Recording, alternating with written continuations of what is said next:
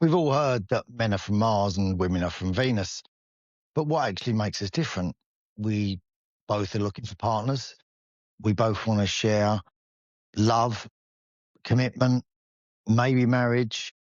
So, what is it that makes us so different? And how do we decipher where women are and where men are in what they're looking for, especially as they get older? And is, in fact, what we look for when we're older completely different to when we're young. So, I've done a couple of posts recently on socials that have got a lot of attraction because what they've asked is who would survive more if all of the men and all the single women now didn't date again, who would survive a lot more? And a lot of those things were about the traits that they want, the traits that they actually are looking for in a relationship require someone else there. So what I thought I would do today is we're just going to look at some of the differences generally in men and women. Now, the differences between men and women can be very generalized a lot of the time. It's men are very physical and they're looking for sex a lot of the time, and that's why they would struggle without women. Women find that they or feel that they keep friends longer, so men would be far lonelier where women wouldn't because they've got their friends that and the network of friends that men let that go whatever they're doing at the time, and then mostly be around their hobbies and their interests as well. I do think men are very physical and they still want physical relationships. Things have changed a lot over the years as well. Women have become far more independent, so they don't need men as much now. Although there is this sort of growing following through socials of this trad wife, which personally I'm not totally convinced by because I feel like it's sort of it's a choice. If people want to stay at home and be wives or be husbands, personally I think that's something that should be done together. That's just a personal point of view. I feel like it should be more of a teamwork and a more equal thing. And I'd love to get your views on that, giving women more independence than they used to have together. How do you decide what's what? And you financially, you could be stuck, as we got from the podcast last week with Katie, need to get a job. So what is that going to look like financially for those people? So I think that there is a lot to that as well, but things have changed where women now are successful, they're far more independent, and they don't really need men to provide for them. It's a choice, which it should be for men to be in their life and vice versa for men to have women in their life. So we're going to look at these traits first of all, and I've written down some very broad traits that I think cover most things as well. So the first one is obviously physical appearance.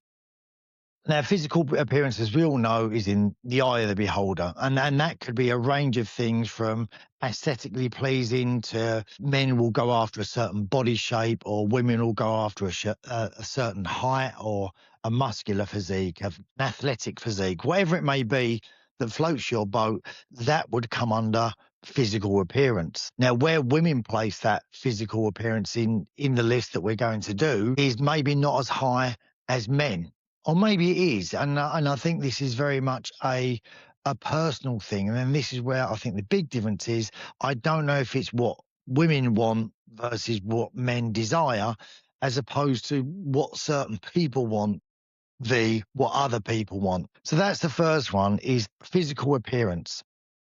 Now, for men, I think in their, they're very, very led by that, especially when they're young. They want something that validates them, that represents them. So they want something that in their eyes, they can walk out with and almost show off to their friends, almost like a bit of a trophy, but it makes them feel good and they've achieved something. And I think we're brought up with that in schools. The popular people get the popular people.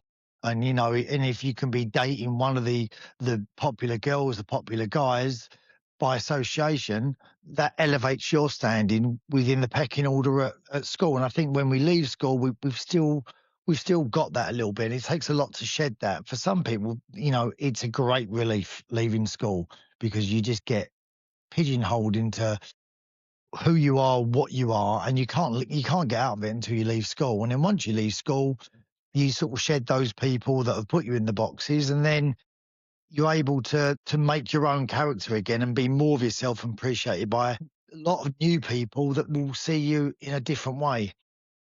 So physical appearance is one. Personality. Now, I think most people would agree that personality should be really high on the list. And that covers a broad spectrum of things, doesn't it? Personality. So you've got humor in there, sense of humor, which, to me is really important. Someone that's interesting.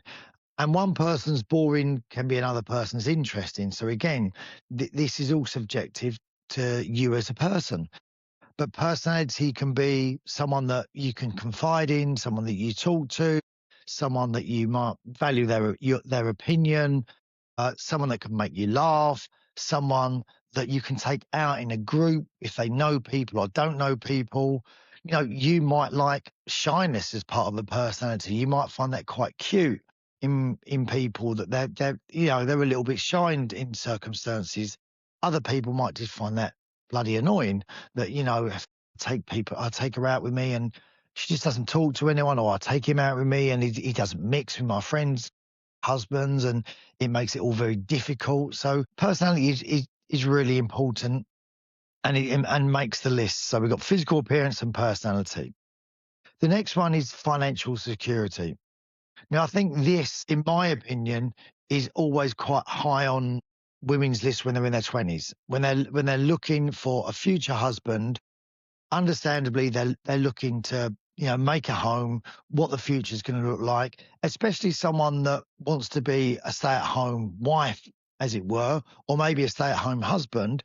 They're going to be looking for someone that has got financial security. Or some people might just want people that have financial security, because they become more independent. Then they're not reliant on them.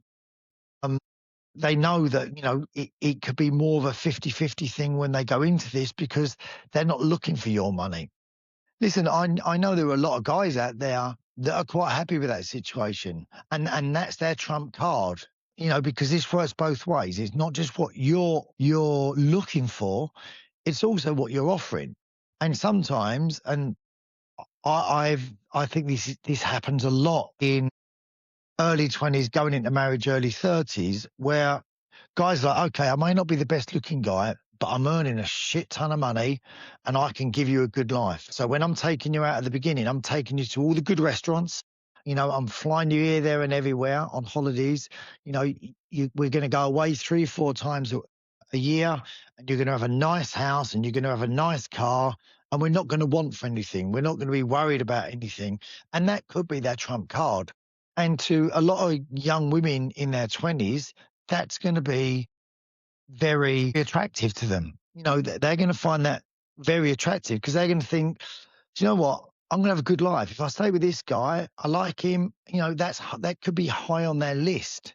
And we're going to come to whether that changes later on, because they could be seeing like, this guy, this girl is going to give me this lifestyle with a family where I'm going to have a happy life in terms of materialistic things.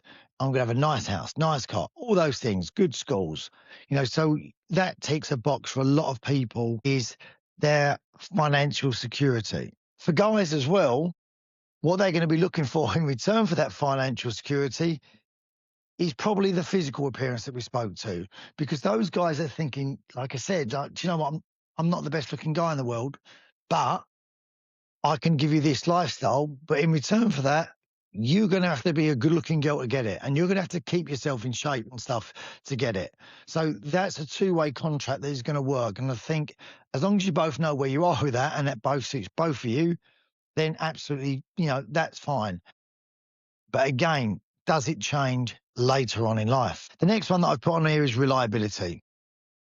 I feel that in relationships that you want to be able to rely on someone. They've got to be your person. You want to feel like they've got your back, and trust comes into that an awful lot as well.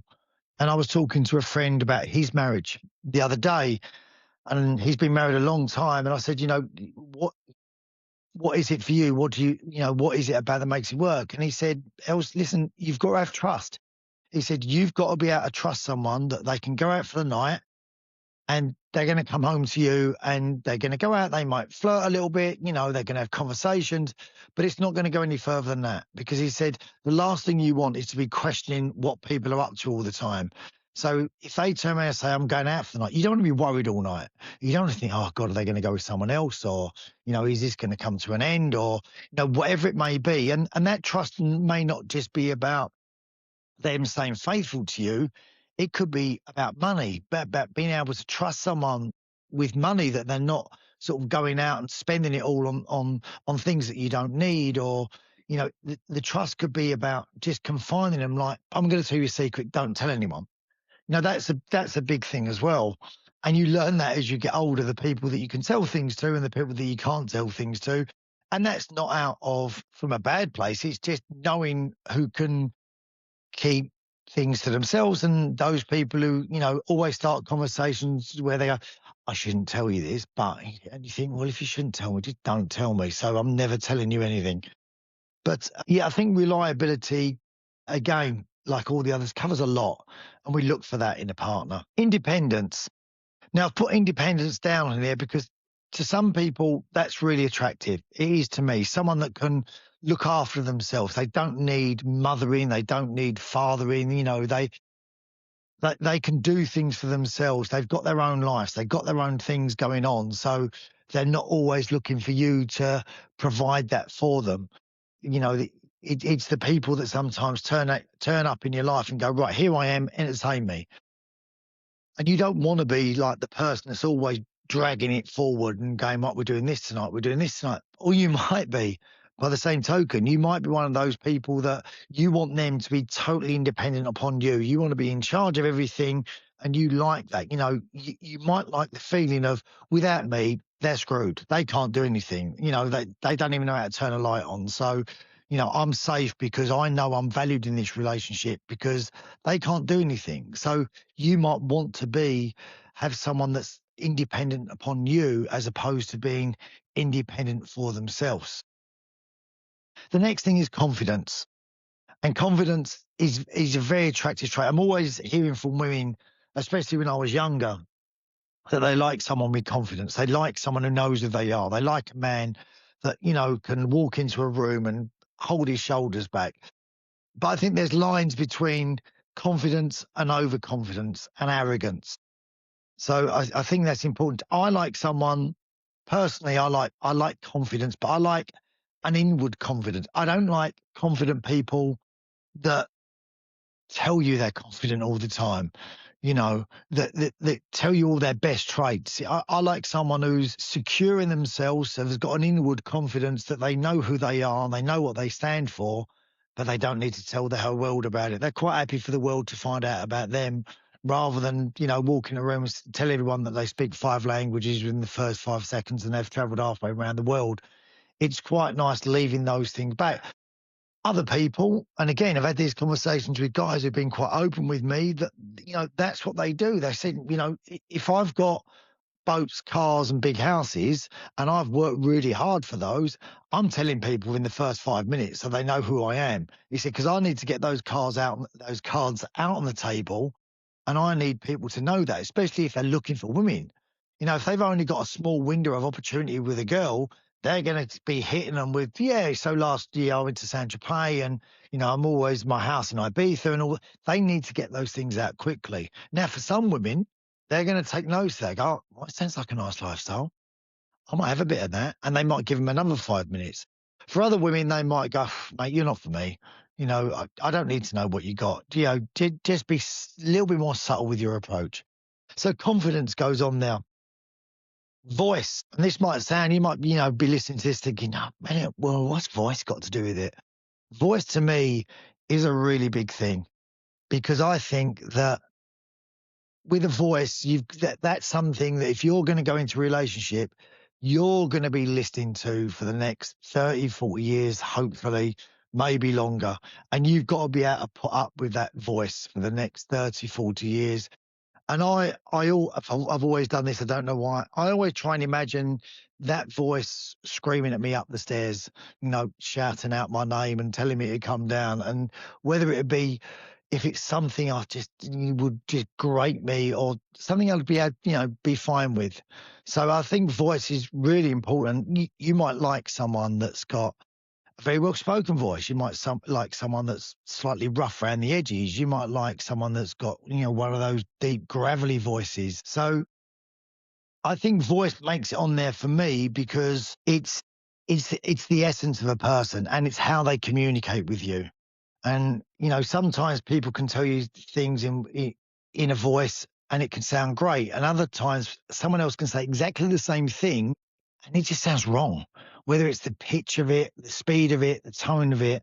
So voice goes on there to me. The next thing, morals, big thing, and I think morals covers what the person stands for, how they act, how they interact with people, where they are. It could be where they are politically or where they are in any other sense of the word, that, where their morals stand. Do they say things that offend you, but that's their beliefs? And are they things that align with you? It's how they are with their family. Are they close with their family? Do they value family? Do they value friendship? Do they treat the people around them with respect? And do they treat people how they want to be treated? And I think morals can cover so much, from culture to how they are, and it's where your morals align. And it's really interesting that when you're dating, when you're younger, I think you're aware of it, but you probably don't verbalize it as much as you should. And that could be so many. It could be just, I met some lovely girls when I was younger. But we had different religious beliefs, or I wasn't religious at all, and they were heavily religious. And I was thinking, I don't know how that's going to fit in with my life, and I don't know if I want my kids being brought up with a religion that they haven't chosen. If they want to be religious, I think it should be their choice, and whatever they want to follow or believe in should be their choice. I don't always think for me that should be thrust upon them. So I think all those things come into morals, and they're really important because you look towards the future with people and you think, do I want to go out with someone or do I want to marry someone that's constantly rude, even when we go out? Being rude to people that are waitering jobs, or that are picking up your bags in a hotel and they don't say thank you, or just little things like, do they hold the door open for people? Do they if they see someone struggling, do they help them out?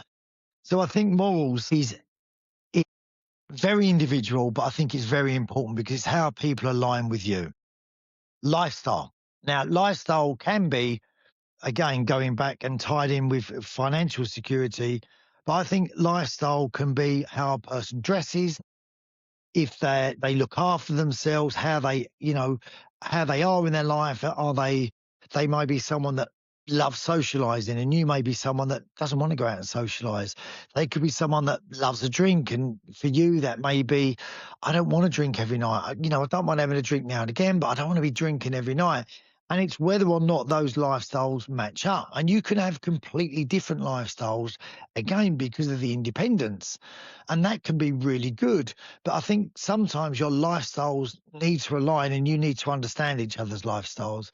So for me, growing up, it was always about, and even now, say growing up, geez, I still do it now, is that in my partner, I need them to have certain characteristics, like, that they want to stay fit, they want to look after themselves, because physical appearance to me is still important.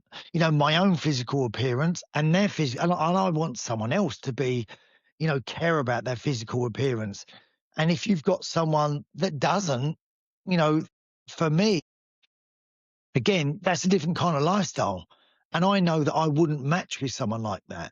So I always, go for people that, run, keep fit, go to the gym, whatever it may be. And it's something that you can share together and on your own as well. So, if I'm with a girl and they say to me, oh, listen, I can't do that because I'm going out for a run, I think, great. That's great. But to other people, especially, and had this conversation with lots of women over my time, that like they want a guy that's got like 17 ab muscles and coming out their neck and their throats and the body, because initially through that little window it looks great, and we're going to get to the little window later, but it looks great through the little window. But then when you're going out with them, they're going out to dinner and they're counting all their calories, and they're never letting themselves go, and they can't do this and they can't do that because it's going to be like another 200-300 calories, and then they don't want to do that, and it's you get fed up with eating salad with nothing on it every night. And so there's a balance to the lifestyle as well. The next thing is ambition. And ambition, and I'm not tying this in with financial directly, but ambition for me is on there because I think ambition to a lot of people, someone being ambitious, someone having dreams, someone want to realize in their dreams, it is an attractive trait that I think a lot of people value. And again, from personal experience, like, if I don't mind if people get upset and they want to moan about weight, or they want to be a moan about they're not happy, and I do it. I love a moan, but I like people that are going to do something about it. I know that I can't be with someone that is going to moan all the time and do absolutely nothing about it. They want you to give them the answer for it.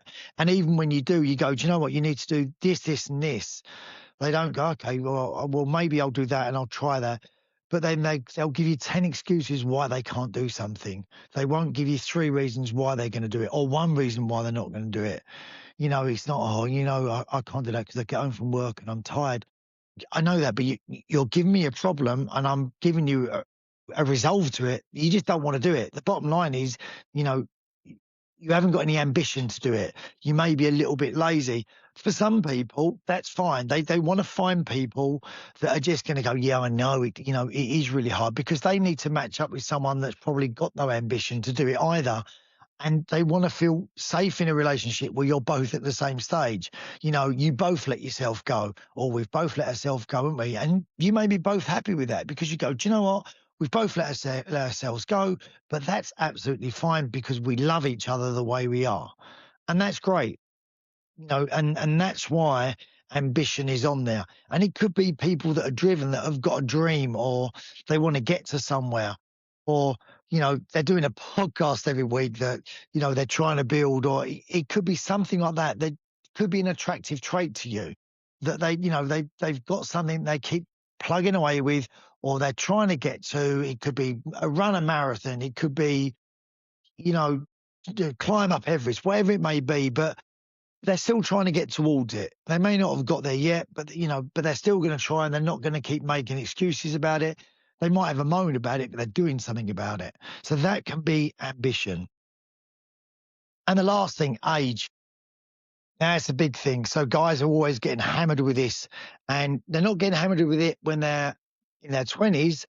They're getting hammered with it when they're in their 30s and 40s and 50s, because they're still looking for 30-year-olds. And I go back to the show that I was on, and really successful. My Mum, Your Dad was a really successful show. The first season, second season fell on its face, just didn't work. And a lot of the reason for that, because it was boring.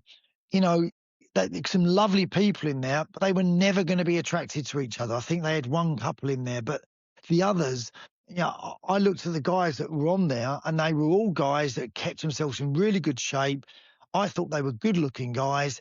And the women that were on there were also really good looking, but they were women that were near their age. And those guys were always going to be going for girls that, that were young 30s. You could tell that straight away. And they were never going to go for people around the same age as them, because they didn't match up to all the things that, that we've been on about. So, and I don't think those girls in there, likewise, were ever going to go for those guys, because they didn't have a lot of the things that they were looking for. So age is really important. And where you are with your age. You can be 40 years old and act like a 30-year-old, or you can be 40 years old and act like an 80-year-old. And you again, matching it up to what you want. So that's the important thing. If you're someone that gets to 36, 37 and doesn't want to go clubbing and bars and out anymore, you're done with that. You need someone that aligns with you. or you need someone where you're completely independent with from them and you don't care if they go and do it because you don't want to do it. So all these things are intertwined, intermingle with, you know, with relationships. How does this change when we get older? And this is where I think we go back to the beginning, where the men are from Mars and women Venus thing. And I think that's the. I'm not sure if women looked at this list when they were 20s and made a list of their top three or top five, that they would then, in their 30s, 40s, choose the same ones. And again, when they got into their 50s, would they choose the same ones? I think there'd be a lot of change to what they want because as people, they're going to recognize a lot more things that they thought were attractive in their early 20s, late 20s, but then realized they want that's not what they needed. They didn't need that, or they don't need it anymore. It served a purpose. And I think this may be the case with women that choose guys for financial reasons and security, that, they're looking at having a family and having kids and all of that, and that's attractive. And then once the kids have grown up and gone, whether you're in a small house or a big house, you're still in a house, and then it's a case of looking at the person across the table from you going, do I like them? What other interests have we got together? Because all we spoke about for the last 20 years is the kids. Everything has been around the kids. Now they've gone, you know, where are we? And I think that's where it may change for women. So I want to hear from people on that. Has yours changed massively? From the guy's point of view, I don't know if guys change that much. I really don't. And I think one or two things might change. And I think in our early 20s, what we do is, we value one thing. I'm going to go with physical appearance for guys in their 20s, early 20s. That's going to be one of their top things. They're going to go for physical appearance. I think physical appearance is still going to stay in the top three things for them as they go through life for a man. You have to let me tell you, you'll have to let me know what you think, guys. But I think, and bearing in mind, physical appearance is in the eye of the beholder. So it's what they like. But I think that will stay in their top three and even their top two right the way through. The other things need to fall in place behind that. And I think what we do in our early 20s is on this list, you'll get one or two, and then you're always looking for your top five. And I think as you get older, you realize that that's not always achievable. You adapt what you're looking for within that top five, and things will move out. So, and things don't become that important to you anymore. So let's say something that I mentioned earlier on about, you know, religion and morals. Once you've had kids and you've done all that, if I met someone now where we're not going to have kids, where they lived in the world, where they wanted to settle down in the world, and what religion they were, and whether they went to church every week or every day or whatever it may be, wouldn't matter a jot to me anymore because I've already done that stage of my life. So that can change completely as you get older, because you don't have to worry about that anymore because you're not having any kids, anymore. So that is really an important thing, that that might fall out of your list of things, that you wanted when you was in your 20s, and it might come away from that. Financial security might completely go out the window because if you've been a woman that's been working all the time and you've got money, you might have thought you wanted that in your 20s, but you don't need that now because you've got your own. So, that becomes irrelevant to you. So I think these things change, but I think for guys, I'm not sure it changes that much. I'm really not. I think that it's still around the same thing. I think if I was looking at myself, which is what we're going to do next, I think the a sense of humor, within the sort of the personality, I think that's become higher and higher as I've got older because guys grow up, like nearly. But I think that becomes more and more important because you realise what time is. And in your 20s, you don't. You don't know how long you're going to be with someone. So you don't care really if they're making you laugh all the time, because there could be you might be getting two of the other five things out of it that you've chosen and think, yeah, that's fine for now, because you're not looking any further than that. So I think things do change slightly and become more important. Voice for me, that's only been the last sort of good few years that I've realised how important that is to me. Which I never, if someone said to me, "Do you care about how someone speaks in my 20s?" I would. Why would I care about that? If they look great and they're independent, that's all I care about. But now I do. So I think things change an awful lot in terms of how you view them, but not where they necessarily are in your list. So if you had all these things, what would be your top five on there? Everything that we've mentioned. Have a think to yourself and think, what would my top five be out of all those things that we've gone through? And are there any things that I've missed out that were important to you? And do you think you would have changed those same things over the years? Would you think, do you know what? When I was in my 20s, I was looking for this. I don't care about that anymore. So what things are on there for you that you would change, and how much have they changed? And has something completely vanished out of the top five for you that you felt that was important? And here's the difficult thing now. What do you think your top three are, top five as a person yourself? What do you think other people would say when they see you were in that? And that's a difficult one to do. I've looked at this several times, and and I think a lot of it is about your personal confidence. But I struggle with this to think what it is that where it would be. And the older you get, that I think the harder it is. And then you choose. You probably don't want to say out loud a lot of the time what you think. So this is probably something you can do on your own. But for me, if I had to say a couple of things out loud, I think reliability would be in there for me. That people might say, I always feel like I'm reliable, and if I say I'm going to do something, I'm going to do it. Ambition, I think, would be in there for me as well. I think, I'm ambitious in what I do, and if I'm going to set my mind to something, I'm going to try and have a really good go of it, and and not let it go. So I think I'm quite an inwardly confident person, not outwardly so much, even though I do all this stuff, I know.